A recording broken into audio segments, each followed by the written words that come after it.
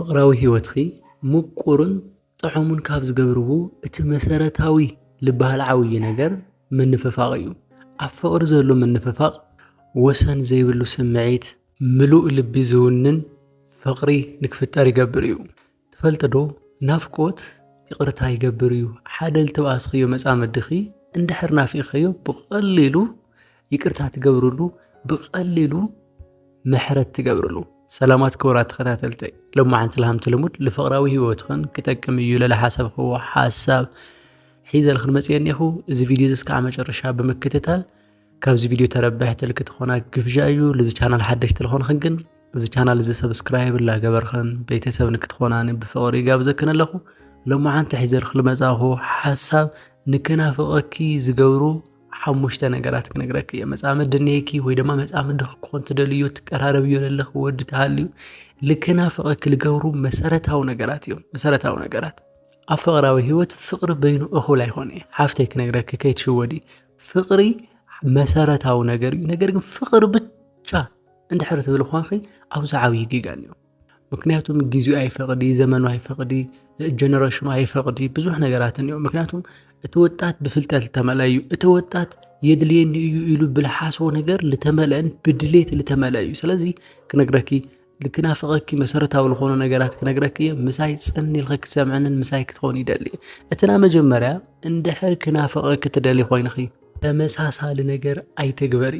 ክነግረኪ ዝሓፍተይ ማለት ካፕል እንድሕር ኮይንኩም፣ ሪሌሽን እንድሕር ሃሊኩም፣ ፍቕራዊ ህይወት እንድሕር መስሪትኩም ኮይንኩም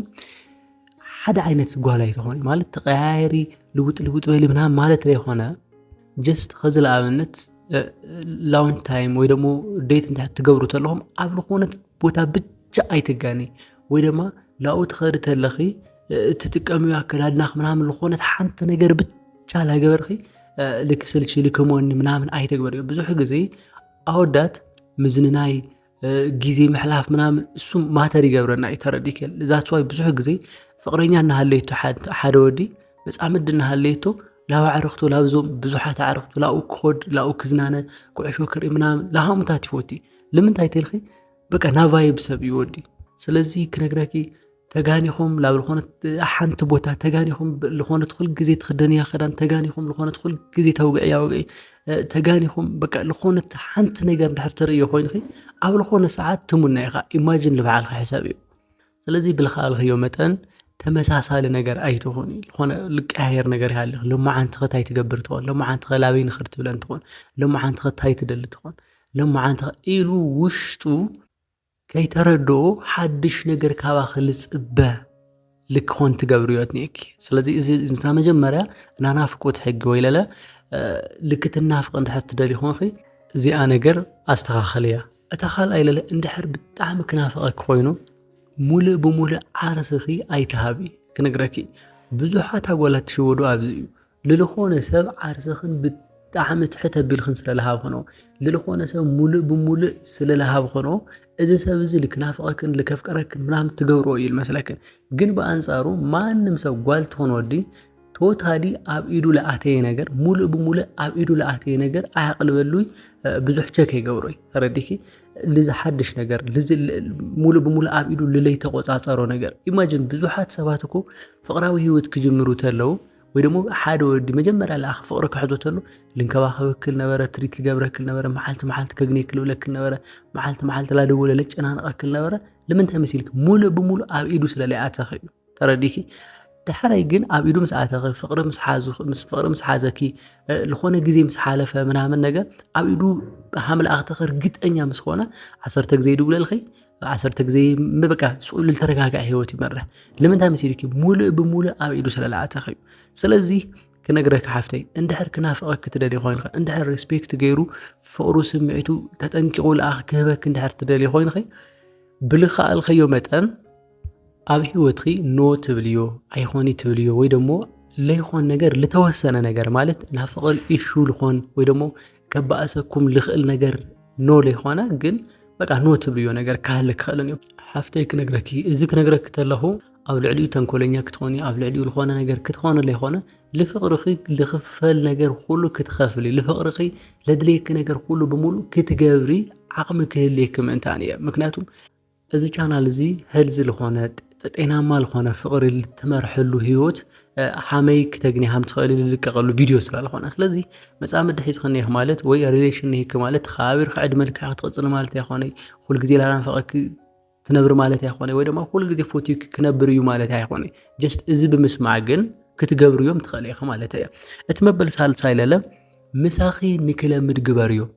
ሓደ ሓደ ኣጓላት እኒሄዋ ታይ ሃምል ኾና ታይ ሃምላል ምዳኻ ይፈልጢ ሱስየን ልኾና ክትፈልጥ ድኺ እንድሕር ለያግናኻያ እንድሕር ለይደወልኻላ እንድሕር ምስኣ ግዜ ለየሕሊፍኻ በቃ ብጣዕሚ ልድብረካ መዓልትኻ ብምሉኡ ምንም ሃምለ ይገበርካ መዓልትኻ ስኬታማ ሃምለ ይነበረ ልክስምዐካ ልገብረ ኣጓላት እኒሄዋ ልምንታይ ልኾነ ለልምዳኻ ነገር ስለለሎ ስለዚ ዝሓፍተይ ክነግረኪ ኣብ ብዙሕ ግዜ ሓደ ወዲ መጻምድ እናሃለየቱ ኣብና መጻምዱ ፕሮግራም ሓዲግዋ ላብ ካልኦት ሰባት ልኸደሉ ዋና ምኽንያት ካብኣ ልተፈለየ ነገር ከግኒ ስለለይኸኣለ ማንም ሰብ ክሽወዶ የብሉ ተረዲእኪ ካብኻ ልተፈለየ ማለት ኢማጂን እስኺ መጻምድ እኒሄክሞ ነበል መጻምድኺ ሓዲኪ ላብ ኣዕርኽትኺ ወይ ደሞ ላብ ኣሕዋትኺ ትኸድ ተለኺ እሞ ድማ ብና መጻምድኺ ፕሮግራም ብና ፍቕራዊ ህይወትኺ ፕሮግራም ኣብዛ ሰዓት ሳሉ ኣይ በቃ ካሊእ ግዜ ንጋነ ኢልኺ ትኸድ ተለኺ ካብዚ ምስ መጻምድኺ ለሎ ግዜ ኣብ ልኾነ ቦታ ተሕልፍዮ ግዜ ለሐሸ ኮይኑ ተራእይክን እዩ ማለት እዩ ዩሲ እዚ ከይፍጠር ድሕር ትደሊ ኮይንኺ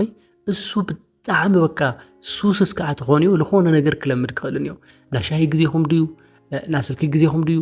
ኦር በቃ ልኾነ ብቻ ናባዓልኹም ግዜ እሱ ልክለምድ ትገብር እዩ ትኽእልን ልኽፈላኸፍልኺ ይኹን ምንም ላገበርኺ ስለዚ ሓፍተይ ክነግረኪ ልተፈለየ ነገር ታልሚድኽዮ ኒኺ ታይ ስለለመደ እዩ ላባኸ ልብል ዩሲ እዚ ነገር እዚ ብጣዕሚ ኬርፉል ክትሓስብ ክትኽእል ነኪ ፍቕራዊ ህይወት ነናሕድሕድና ነናግልና ሓላፊነት ስለልኾነ ስለዚ ሃምዚ ግበር እቲ መበል ራብዓይ ለለ ክነግረኪ ፍቕሪ ክትገልጽሉ መንገዲ ኣስተኻኸሊ ሓደ ኣጓላት እኒዋ በቃ ንግግረን በቃ ካብ ክእለት ንግግረን ልተለዓለ ካብ ፍቕሪ ኣገላልጻ ክእለተን ላተለዓለ እዚኣስ በቃ ጸሪፋ ትካለ ምን ኢላ ትካለ በቃ ነውር ለይመስለካ ኣጓላት እኒዋ which means ኣነጋገራ ልኽእላ ፍቕሪ ኣገላልጻ ልኽእላ ታይሚንግ ምሕላይ ልኽእላ በቃ ኣብዚ ነገር እዚ እንድሕር ብጣዕሚ ፐርፌክት ኮይንኺ እንድሕር ጎበዝ ኮይንኺ ተኾርኺ የጥዕመልኺ እዩ ተቐበጥኺ የጥዕመልኺ እዩ ምንም ተገበርኺ በቃ የጥዕመልኺ እዩ ፍቕሪ ክትገልጽ ተለኺ የጥዕመልኺ እዩ ሓደ ኣጓላት ሪኻ ይትፈልጢ በቃ ኩሉ ነገር ለጥዕመለን ልምንታይ መሲልኪ ኣፕሮችን እዩ በቃ ልሰብ ለሪኦ ነገር ኮሚትመንተን እናዛ ሓፍተይ ታይ ክብለክ ደልየ እያ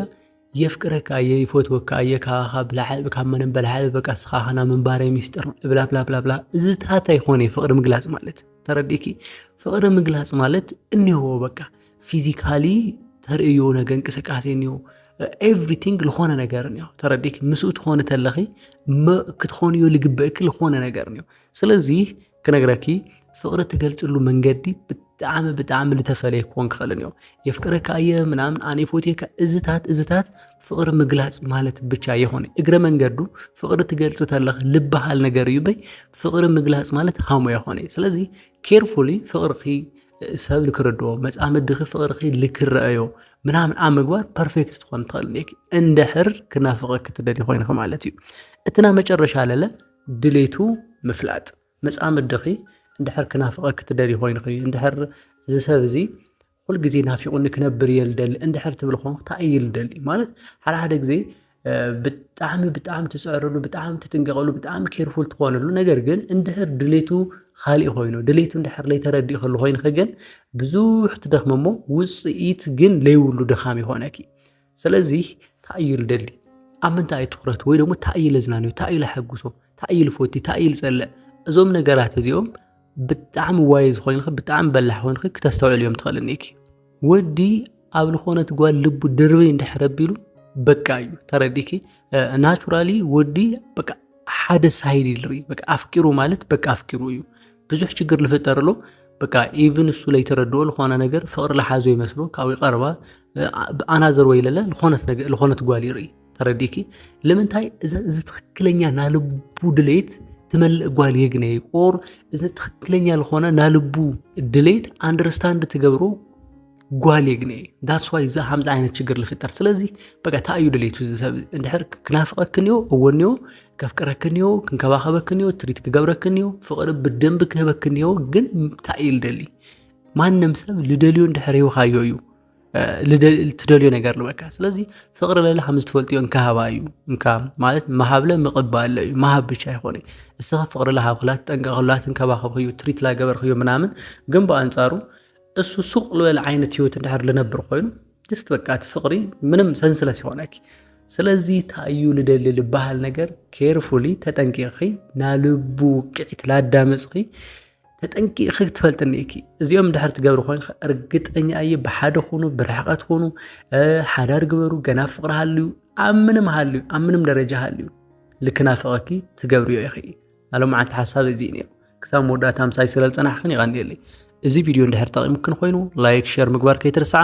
ለዚ ቻናል ሓደሽቲ ልኾንክን ግን እዚ ቻናል ሰብስክራይብ ላገበርክን ቤተሰብ ንክትኾናኒ ብፍቅሪ ይጋብዝ